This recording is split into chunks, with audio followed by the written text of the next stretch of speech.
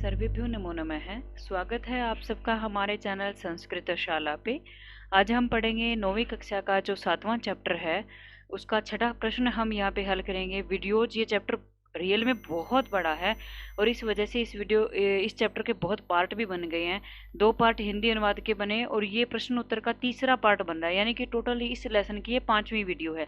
अब कारण क्या है इतनी वीडियो बनाने का, वो यही है कि एक वीडियो अगर बनाएंगे तो वो बहुत ज़्यादा लेंदी हो जाएगी और आप एक बार में उस वीडियो को पढ़ भी नहीं सकते पूरा।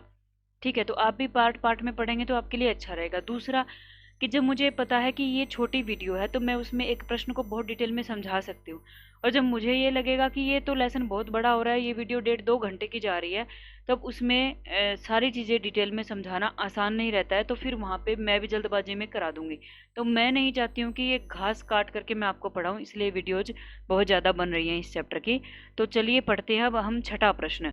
छठे प्रश्न में अधोलिखितानि स्थूलानि सर्वनाम पदानि कस्मै प्रयुक्तानि, कि नीचे लिखे हुए जो स्थूल पद है यानी कि गहरे काले में अक्षर है उन वो जो है वो किसको कहे गए हैं, आपको ये बताना है।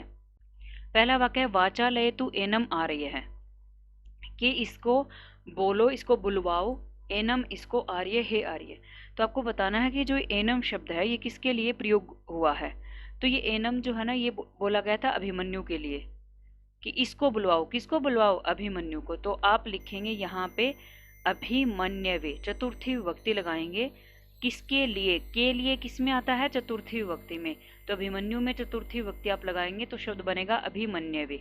अगला वाक्य है किमर्थम तेन पदातिना गृहीत है, कि कैसे उसने पैदल नहीं पकड़ लिया।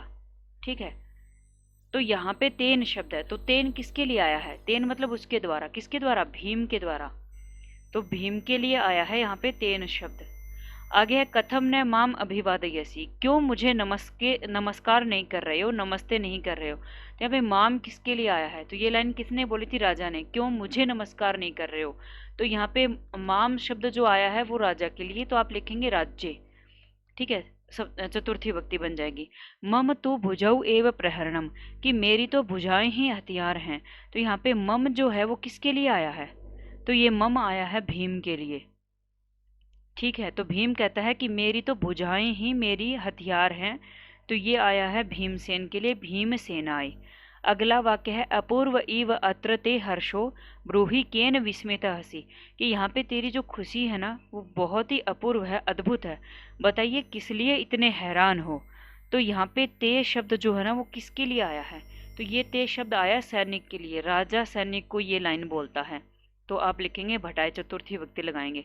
अब 7वां प्रश्न देखते हैं। 7वें प्रश्न में आपको क्या करना है कि श्लोका नाम अपूर्ण है, अन्वय अधोदत्त है, कि श्लोकों का अन्वय करा गया है यहाँ पे लेकिन वो अपूर्ण है, अधूरा है। पाठम आधृत्य रिक्त स्थानानि पूरयत है, पाठ से आपको रिक्त स्थान पूरे करने, यानी कि यहाँ पे ऑप्शन नहीं दिया हुआ है, आपको खुद ही पूरा करना है। तो मैं यहाँ पे बताती चलूंगी एक एक श्लोक को।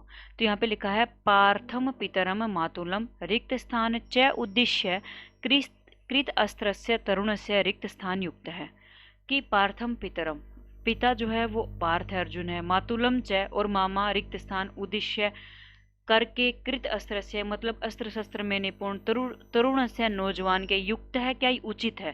तो ये श्लोक था कि तुम्हारे पिताजी अर्जुन है, मामा कृष्ण है और तुम नौजवान हो, तो क्या तुम्हारा इस तरह से मतलब ये तरीके से बोलना क्या तुम्हारे लिए सही है। तो ये बात अभिमन्यु को बोली गई थी। तो मातुल, मातुल के बाद क्या आएगा यहाँ पे, केशव है या जनार्दनम च, तो यहाँ पे मैं लिख देती हूँ जनार्दनम, मातुलम जनार्दनम च। ठीक है, उद्देश्य कृत अस्त्रस्य तरुणस्य युद्ध प्राजय है, कि तुम्हारा युद्ध में हार जाना सही है क्या। ये बात अभिमन्यु को बोली गई है कि तेरा पिता अर्जुन है, मामा तेरा कृष्ण है, तो क्या तेरा युद्ध में हार जाना सही है। अगला श्लोक देखते हैं। कंठश्लिष्टेन रिक्तस्थान जरासंधम योक्तयित्वा तत् असह्यम रिक्तस्थान कृत्वा भीमेन कृष्णः एतदर्हताम नीतः, कि वो कहता है कि जरासंध को अपनी भुजाओं से उसका गला रोक करके जो काम कृष्ण के लिए कठिन था वो काम इन्होंने किया है, भीम ने। ठीक है, अपने मंझले पिताजी के बारे में ये बातें अभिमन्यु बोल रहा है। तो यहाँ पे क्या आएगा, कंठ श्लिष्टेन बाहुना, कि भुजाओं के द्वारा गला रोक दिया गया, किसका, जरासंधम जरासंध का। और उस असंयम असह्य यानी कि असाध्य जिसको किया नहीं जा सकता ऐसा कर्म कृत्वा काम करिया। किसने किया था? भीम ने जरासंध को मारा था ना। तो असाध्य काम जो कृष्ण नहीं कर सकते थे ऐसा काम जरा उसने भीम ने किया। अगला श्लोक है रुष्यता रिक्त स्थान रमे ते क्षेपेण न रुष्यामि किम रिक्त स्थान अहम न अपराध है कथम भवान तिष्ठति या पे है कि राजा कहता है कि तुम मुझे कुछ भी कह रहे हो, कि तुम मेरे से नाराज हो रहे हो तो मुझे आनंद आ रहा है। ठीक है, मैं तुझे कुछ कह रहा हूँ तो भी मतलब मुझे आनंद आ रहा है, तुम मुझे कुछ कह रहे हो तो मैं नाराज नहीं हो रहा हूँ। क्या ये मेरा अपराध नहीं होगा कि तुम यहाँ पे आए हो और मैं तुम्हें ये कहूँ कि तुम यहाँ खड़े मत रहो, चले जाओ? ये श्लोक की हिंदी है। ठीक है, तो अब रिक्त स्थान में अन्वय में आपको क्या भरना है? यहाँ पे ग में पहले रिक्त स्थान में भरोगे आप भवता, कि तुम्हारे नाराज होने पर मुझे आनंद आता है। ते क्षेपेण नरुष्यामि, और तुम जब मुझे भला बुरा कहते हो तो मैं नाराज नहीं हो रहा हूँ। किम रिक्त स्थान अहम ना अपराध है, किम उक्तवा, कि इस प्रकार से कहना क्या मेरा अपराध नहीं होगा कि यहाँ मत रहो चले जाओ। अगला है घ, पादयोः निग्रह उचित है समुदाचार है।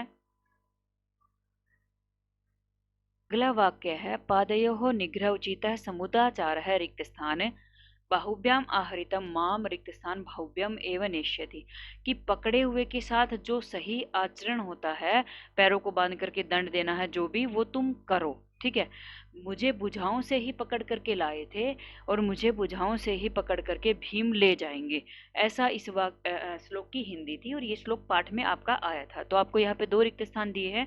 यहाँ पे आप क्या करोगे? पादयोः निग्रह उचिता समुदाचार है, तो यहाँ पे आप भरोगे क्रियताम, कि पकड़े हुए पकड़ करके जिसको लाते हैं तो उसको क्या उसके साथ सलूक होना चाहिए, जो करना चाहिए वो आप करो। और बुझाओं से मुझे पकड़ करके लाए थे, और यहाँ पे क्या आएगा? भीम है भव्यम एव नेष्यति, और भीम जो है ना मुझे बुझाओं से ही ले जाएंगे छुटा करके। तो दूसरे रिक्त स्थान में आपके आएगा भीम। अब हम करते हैं 7वां प्रश्न। 7वें प्रश्न में आपको क्या करना है? 2 पार्ट है यहाँ पे। अधोलिखितेभ्यः पदेभ्यः उपसर्गान विचित्य लिखित है, कि नीचे कुछ पद दिए गए हैं, उनमें से उपसर्ग को छांट करके अलग करना है। तो पहली लाइन में पद हैं, दूसरे में उपसर्ग छांट दिया था, जैसे कि उदाहरण दिया है आसाध्य। अब आसाध्य में उपसर्ग क्या है? आ। अगला शब्द है अवतारित है। अवतारित है में उपसर्ग क्या है? आप सबको ही पता है उपसर्ग क्या होते हैं, जो शुरू में लगते हैं शब्द के। तो अव। विभाति, अगला शब्द है विभाति। विभाति में उपसर्ग क्या है? वी। अभिभाषय में उपसर्ग क्या है? अभी। उद्भूतः में उपसर्ग क्या है? उद। उत्सिक्तः में उपसर्ग क्या है? उत। प्रहरन्ति में प्रह। उपसर्पतों में उप। परिरक्षितः में परि, और प्रणमति में प्र। ठीक है, उपसर्ग क्या होते हैं? उपसर्ग बस अर्थ को थोड़ा सा बढ़ा देते हैं। ठीक है, बहुत ज़्यादा चेंज बहुत कम ही करते हैं, या तो बिल्कुल विपरीत बना देंगे, इस तरीके से वो अर्थ को चेंज करते हैं। ठीक है, तो इस प्रकार ये हमारा प्रश्न है। इसमें दूसरा पार्ट नहीं दिया हुआ, हालांकि ए लिखा हुआ है, मुझे ये नहीं पता कि इसमें दूसरा पार्ट है कि भी नहीं, क्योंकि ये PDF हमने निकाली है 2022-23 की, और 7वें प्रश्न में ए तो लिखा हुआ है लेकिन आ पार्ट दिया नहीं है। ठीक है, तो इस प्रकार हमने इस पाठ के प्रश्नोत्तर सारे कर लिए हैं।